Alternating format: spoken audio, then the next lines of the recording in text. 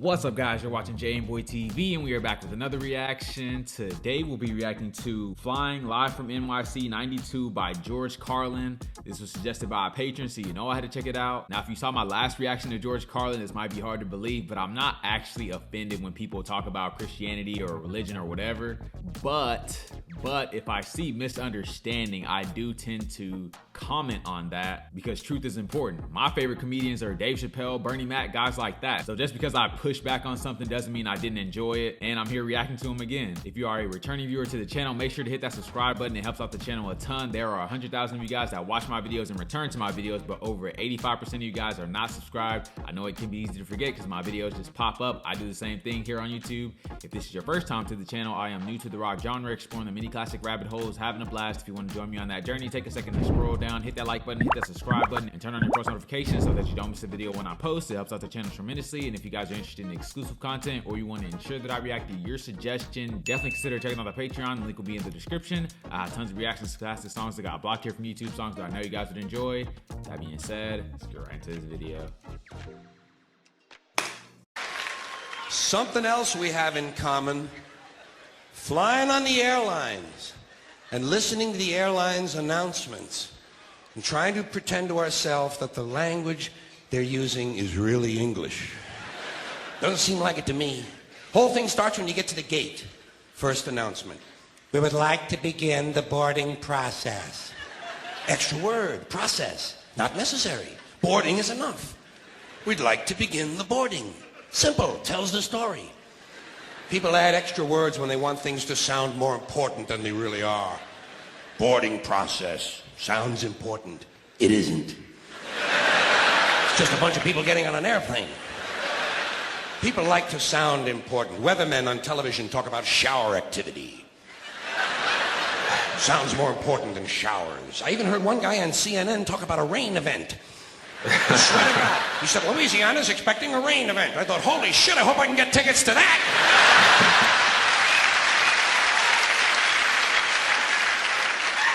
Emergency situation.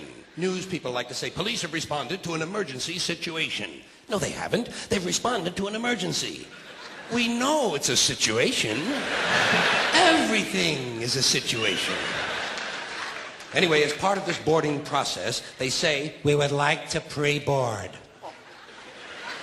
Well, what exactly is that anyway? What does it mean to pre-board? You get on before you get on? That's another complaint of mine. Too much use of this prefix pre. It's all over the language now. Pre this, pre that. Place the turkey in a preheated oven. It's ridiculous. There are only two states an oven can possibly exist in: heated or unheated. Preheated is a meaningless fucking term. It's like pre-recorded. This program was pre-recorded. Well, of course it was pre-recorded. When else are you going to record it? Afterwards? That's the whole purpose of recording, to do it beforehand. Otherwise it doesn't really work, does it? Pre-existing, pre-planning, pre-screening. You know what I tell these people? Pre-suck my genital situation.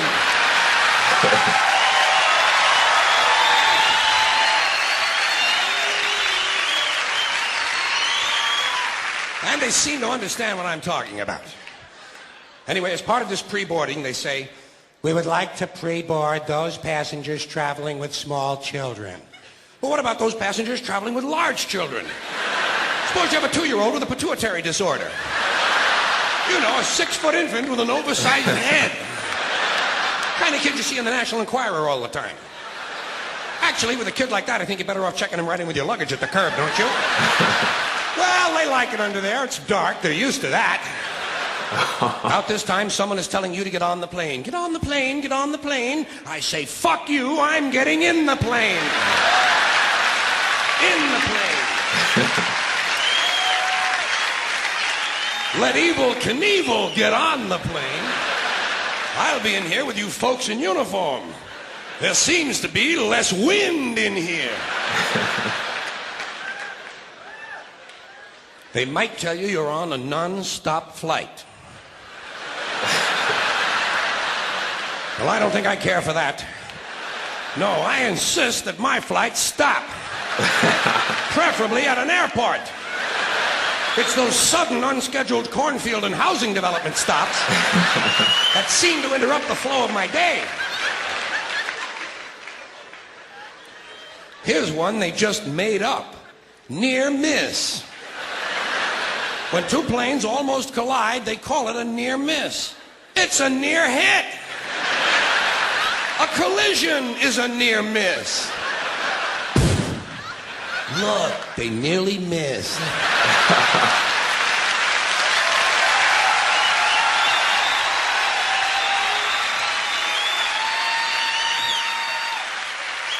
Yes, but not quite.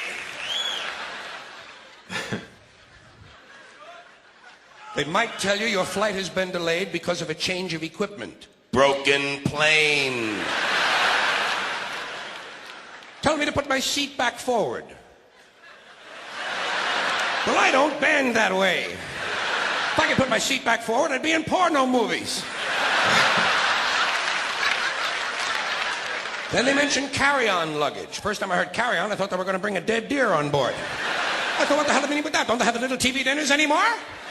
Then I thought, carry on, there's going to be a party. People are going to be carrying on the plane. Well, I don't care for that. I like a serious attitude on the plane, especially on the flight deck, which is the latest euphemism for cockpit. Can't imagine why they wouldn't want to use a lovely word like cockpit, can you? Especially with all those stewardesses going in and out of it all the time.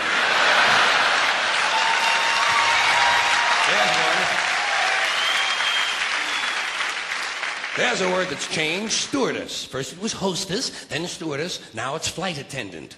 You know what I call them? The lady on the plane. Sometimes it's a man on the plane now. That's good, equality. I'm all in favor of that.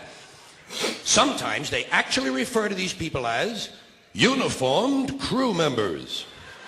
Uniformed. As opposed to that guy sitting next to you in the Grateful Dead t-shirt and the fuck you hat. Who's working on his 9th little bottle of Kahlua, I might add. As soon as they close the door to the aircraft, that's when they begin the safety lecture.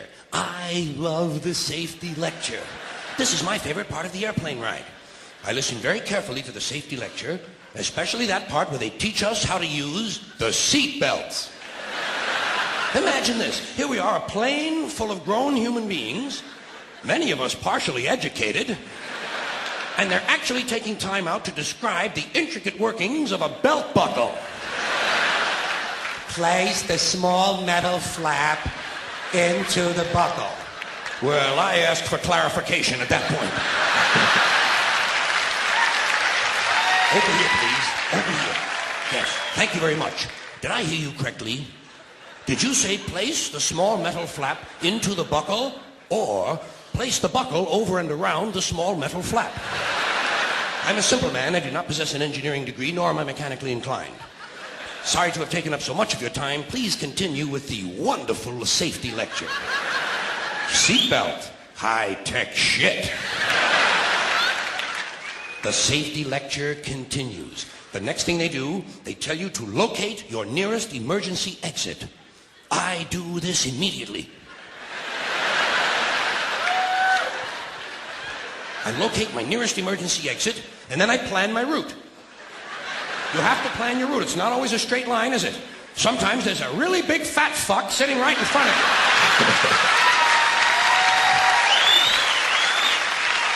Well, you know you'll never get over him.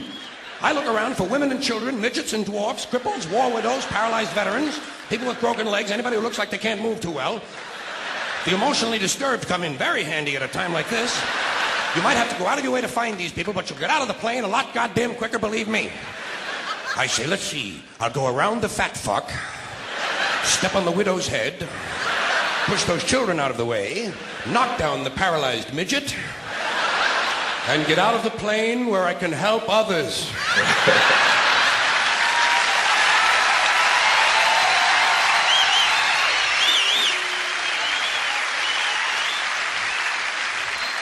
I can be of no help to anyone if I'm lying unconscious in the aisle with some big cocksucker standing on my head. I must get out of the plane, go to a nearby farmhouse, have a Dr. Pepper, and call the police. The safety lecture continues. In the unlikely event... This is a very suspect phrase. Especially coming as it does from an industry that is willing to lie about arrival and departure times. In the unlikely event of a sudden change in cabin pressure. Roof flies off. An oxygen mask will drop down in front of you. Place the mask over your face and breathe normally. Well, I have no problem with that. I always breathe normally when I'm in a 600-mile-an-hour uncontrolled vertical dive. I also shit normally. Right in my pants!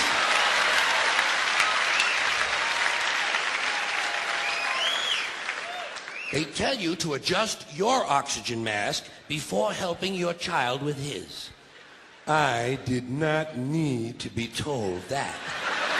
In fact, I'm probably going to be too busy screaming to help him at all. This will be a good time for him to learn self-reliance. If he can program his fucking VCR, he can goddamn jolly well learn to adjust an oxygen mask. Fairly simple thing, just a little rubber band in the back is all it is. Not nearly as complicated as, say, for instance, a seatbelt. The safety lecture continues. In the unlikely event of a water landing.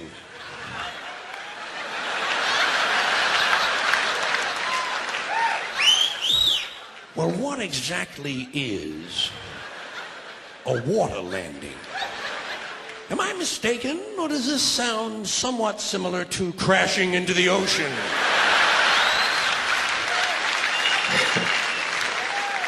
Your seat cushion can be used as a flotation device.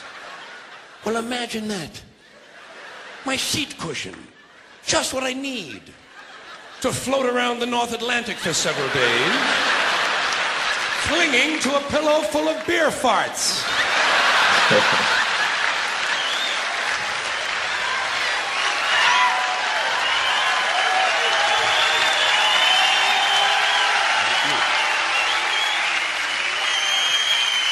Thank you.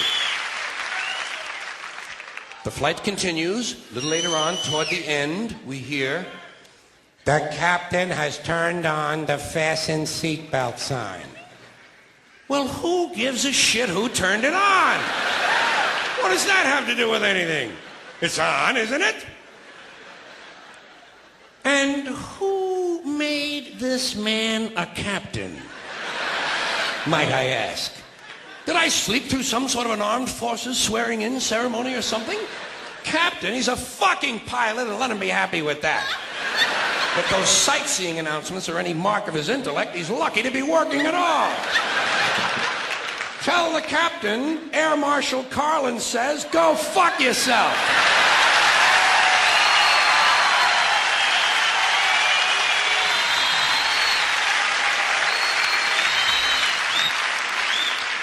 The next sentence I hear is full of things that piss me off.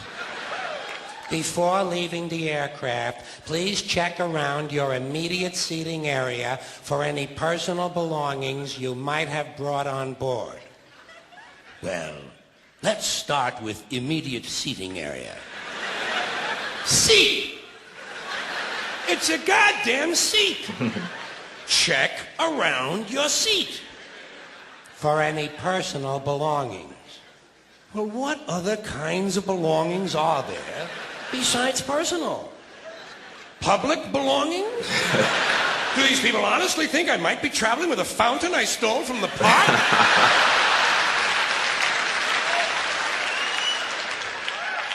You might have brought on board. Well, I might have brought my Arrowhead collection. I didn't, so I'm not going to look for it. I'm going to look for things I brought on board. Would seem to enhance the likelihood of my finding something, wouldn't you say? Telling me to return my seat back and tray table to their original upright positions? Fine. Who's going to return this guy in the Grateful Dead t-shirt and the fuck you hat to his original upright position? About this time, they tell you you'll be landing shortly. That sound to you like we're going to miss the runway? Final approach is not very promising either, is it? Final is not a good word to be using on an airplane. Sometimes the pilot will get on, you'll say, we'll be on the ground in 15 minutes. Well, that's a little vague, isn't it? Now we're taxiing in. She says, welcome to O'Hare International Airport. Well, how can someone who is just arriving herself possibly welcome me to a place she isn't even at yet? Doesn't this violate some fundamental law of physics? We're only on the ground 4 seconds. She's coming on like the fucking mayor's wife. Where the local time... Well, of course it's the local time. What did you think we were expecting? The time in Pango Pango? Enjoy your stay in Chicago or wherever your final destination might be. All destinations are final. That's what it means. Destiny, final. If you haven't gotten where you're going, you aren't there yet.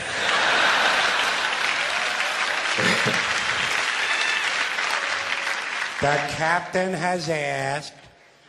More shit from the bogus captain. You know, for someone who's supposed to be flying an airplane, he's taking a mighty big interest in what I'm doing back here.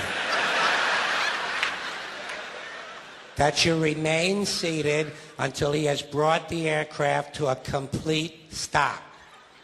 Not a partial stop. Because during a partial stop, I partially get up. Continue to observe the no smoking sign until well inside the terminal. It's physically impossible to observe the no smoking sign even if you're standing just outside the door of the airplane. Much less well inside the terminal. You can't even see the fucking planes from well inside the terminal.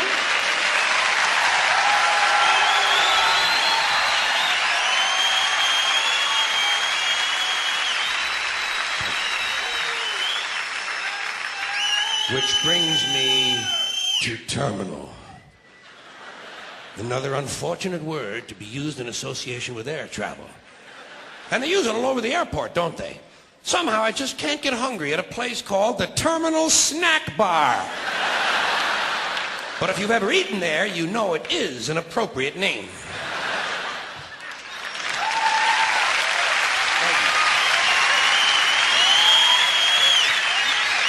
Thank you very much.